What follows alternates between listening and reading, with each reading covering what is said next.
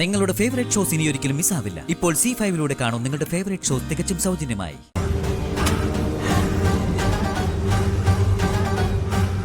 ഇത് ഞാൻ മടക്കി കൊണ്ടുപോകുന്നില്ല. നിനക്ക് നിന്റെ വീട്ടിലേക്ക് കൊണ്ടുപോകാം. പകരം ദേ ഈ മ്യൂച്വൽ ഡിവോഴ്സ് പെറ്റീഷനിൽ ഒരു ചെറിയ ഒപ്പ് നീ ഇടണം. അതേ ഞാൻ ചോദിക്കുന്നുള്ളൂ.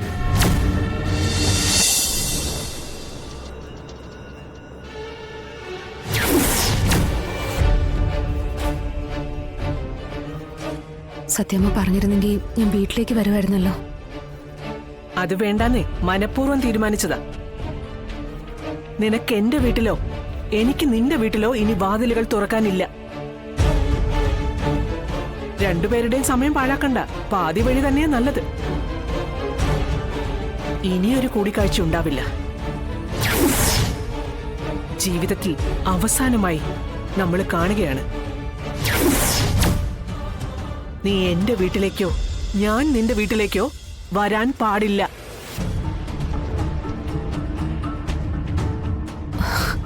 അങ്ങനെ മുറിച്ചു കളയാവുന്നതാണോ സത്യമ്മേ നമുക്കിടയിലുള്ള ബന്ധം? രണ്ടു ഭാഗത്തുനിന്നാകുമ്പോ മാത്രമേ ബന്ധം ബന്ധമാകുന്നുള്ളൂ. വലിയ പ്രശ്നങ്ങളൊന്നുമില്ലാതെ സമാധാനമായി കഴിഞ്ഞിരുന്ന ഒരു കുടുംബമായിരുന്നു എന്റേത്. അവിടേക്ക് ക്ഷണിക്കപ്പെടാതെ ഒരു അതിഥിയായി കടന്നു വന്നത് നീയാ. എന്റെ മകനല്ല, നീയാ താലി കെട്ടാൻ നിർബന്ധിച്ചത്. എന്നിട്ട് ഞാൻ നിന്നെ സ്വീകരിച്ചു. പക്ഷേ ഞങ്ങളുടെ കുടുംബത്തിന്റെ അതിർവരമ്പുകൾക്കുള്ളിൽ ഒതുങ്ങി നിൽക്കാൻ തയ്യാറല്ലായിരുന്നു നീ. എന്റെ ഇഷ്ടമല്ല, തന്നിഷ്ടം നടക്കില്ല എന്ന് വന്നപ്പോ നീ എങ്ങോട്ടോ പോയി. എടി, അക്കാര്യം നീ എന്റെ മകനോട് പോലും പറഞ്ഞില്ല. എന്നിട്ട് നിനക്ക് തോന്നിയപ്പോ മടങ്ങി വന്നപ്പോ എന്റെ മകന്റെ കൂടെ നിനക്ക് ജീവിക്കണം. അതല്ലായിരുന്നു നിന്റെ അപ്പോഴത്തെ ആവശ്യം. നീ കൈപിടിച്ചു കൊണ്ടുവന്ന ആ കുഞ്ഞിനെ നീ പ്രസവിച്ചതാണെന്ന് നീ തന്നെ പറയുന്നു.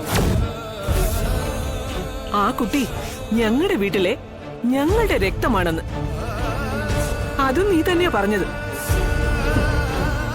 അതിന് തെളിവ് ചോദിക്കുമ്പോൾ നിനക്കൊന്നും പറയാനുമില്ല. പിന്നെയും ഈ ബന്ധം നിലനിർത്തണമെന്ന് പറയുന്നതിൽ എവിടെയാണ് ഈ ന്യായം? സത്യമ്മേ, വിഷ്ണുവേട്ടനല്ലാതെ വേറൊരു പുരുഷൻ എന്റെ ലൈഫിൽ. സംസാരിക്കാൻ കൊള്ളാത്ത വിഷയങ്ങളാ. അതേപ്പറ്റി ഇനിയൊരു സംസാരം ഇല്ലെന്ന് തീരുമാനിച്ചതാ. അതുകൊണ്ട് തൽക്കാലം അക്കാര്യങ്ങൾ വിട്ടേക്ക്. സത്യമ്മേ, എന്താ ഇപ്പൊ സത്യമ്മയ്ക്ക് വേണ്ടത്? എന്റെ മകന്റെ ജീവിതം. കൊറേ കാലം നീ അത് യഥേഷ്ടം പന്ത് തട്ടി കളിച്ചു ഇല്ലേ? ഇനി അത് ആവർത്തിക്കാൻ പാടില്ല. വിഷ്ണുവിന്റെ ജീവിതത്തിൽ നിന്ന് നീ ഒഴിഞ്ഞു തരണം എന്നേക്കുമായി. എന്റെ മകന്റെ ജീവിതത്തിലെ പുതിയൊരു അധ്യായമായിരുന്നു കഴിഞ്ഞ ദിവസം.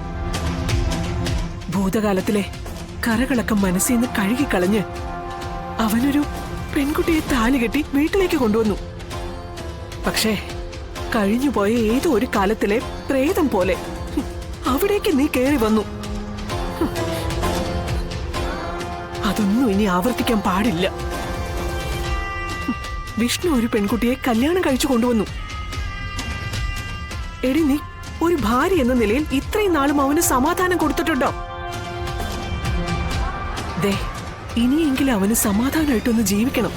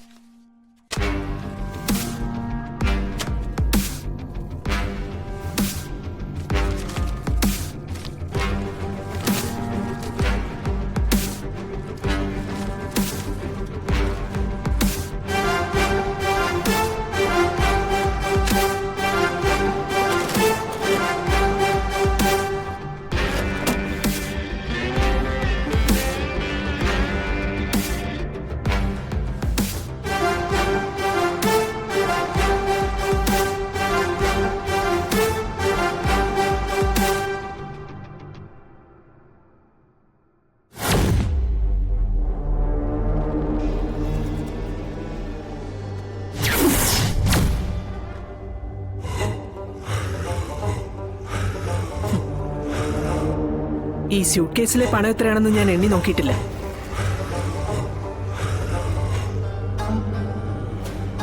ദേ, ഈ ചെക്ക് ബുക്കിലെ ലീഫുകളിൽ ഒപ്പിട്ടിട്ടുണ്ട്. ഡേറ്റോ തുകയോ എഴുതിയിട്ടില്ല. ആവശ്യമുള്ളപ്പോ വേണ്ടത്ര പണം നിനക്ക് എന്റെ അക്കൗണ്ടിൽ നിന്ന് പിൻവലിക്കാം.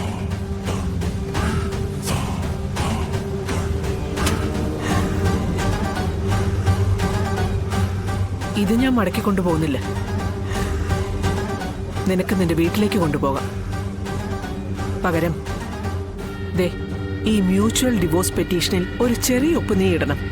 അതേ ഞാൻ ചോദിക്കുന്നുള്ളൂ. അധികം സംസാരമില്ലാതെ നമുക്ക് പിരിയാം.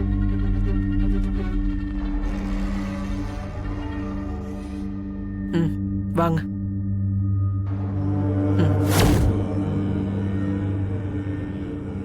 സത്യമേ, വിഷ്ണുവേട്ടൻ കല്യാണം കഴിച്ചെന്ന് പറഞ്ഞ പെൺകുട്ടിയുടെ പേര് കാർത്തിക എന്നല്ലേ? അവളുടെ പേരിൽ ഞാൻ ബ്ലാങ്ക് ചെക്ക് എഴുതി തരാം. എന്റെ വിഷ്ണുവേട്ടന്റെ ജീവിതത്തിൽ നിന്ന് ഒഴിഞ്ഞു തരാൻ പറ്റുമോ ചോദിക്ക്. ശാലിനി, ഇവിടെ നീയും കാർത്തികയുമായി ഒരു മത്സരത്തിന്റെ വിഷയമൊന്നുമില്ല. വിഷ്ണുവിന്റെ ഇഷ്ടം അതാണ് പ്രധാനം. അവൻ ഏതോ ഒരു കാലത്ത് നിന്നെ ഇഷ്ടമായിരുന്നു. നിന്റെ ഒപ്പം ജീവിക്കാൻ അവൻ ആഗ്രഹിച്ചിട്ടുമുണ്ട്. പക്ഷേ ഇപ്പൊ ആ ഇഷ്ടമില്ല. നഷ്ടപ്പെടുത്തിയത് നീ തന്നെയാ, നീ മാത്രം. നീ ഇവിടേക്ക് വന്നപ്പോ ഒപ്പം കൊണ്ടുവന്ന ഒരു കുഞ്ഞില്ലേ, അത് തന്നെയാ. ലോകത്തൊരു പുരുഷനും മറക്കാനോ ക്ഷമിക്കാനോ പറ്റുന്നതല്ല അങ്ങനെയൊരു തെറ്റ്. സത്യമേ, ഞാൻ തെറ്റ് ചെയ്തിട്ടില്ല. എടി, ഇല്ലായിരുന്നെങ്കിൽ നീ അത് തെളിയിക്കണമായിരുന്നു. ശാലിനി, ചുരുങ്ങിയ പക്ഷം വിഷ്ണുവിന്റെ മുന്നിലെങ്കിലും. ആ രഹസ്യം അറിയാൻ വിഷ്ണു നിന്റെ മുമ്പിൽ യാചിച്ചു നിന്നിട്ടില്ലേ? അപ്പോഴും നീ ഒരു മറുപടി പറഞ്ഞില്ല. ഡി, ക്ഷമയ്ക്ക് ഒരു പരിധിയുണ്ട്. കാർത്തികയെ താലികെട്ടി വീട്ടിലേക്ക് കൊണ്ടുവന്നപ്പോ അവൻ പറഞ്ഞതാ. വിഷ്ണുവിന്റെ മനസ്സിൽ നീ ഇല്ല ശാലിനി, നീ ഇല്ല. ഉണ്ടായിരുന്നെങ്കിൽ അവൻ മറ്റൊരു പെൺകുട്ടിയെ താലികെട്ടി വീട്ടിലേക്ക് കൊണ്ടുവരില്ലായിരുന്നു. ഡൗൺലോഡ് ചെയ്യൂ C5 ആപ്പ്. കാണൂ എല്ലാ എപ്പിസോഡുകളും സൗജന്യമായി.